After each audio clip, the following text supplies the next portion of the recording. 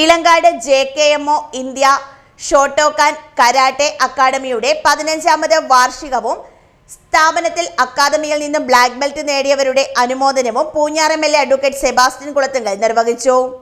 Sensei CN Binu അധ്യക്ഷത വഹിച്ച യോഗത്തിൽ president JKMO India doctor Shaji S Kottaram, Koottickal panchayat president Bijoy Jose, SI Vipin KV തുടങ്ങിയവർ സംസാരിച്ചു. ലഹരി വിരുദ്ധ ബോധവൽക്കരണ class senior civil police officer Jayakumar KR, vice president JKMO India Tom Thomas എന്നിവർ നയിച്ചു. ഈ വർഷം ബ്ലാക്ക് ബെൽറ്റ് നേടിയ Kasinath K Sino, Ashwin K Abhilash, Aswathy Aneesh, Thapasya S Nath, Noel Najeesh, Edwin Jubin, Ellora Jubin, Abhinav Santhosh, Akshara Santhosh, Krishnapriya Sanil എന്നിവർക്ക് സർട്ടിഫിക്കറ്റുകളും മൊമന്റോയും നൽകി ആദരിച്ചു.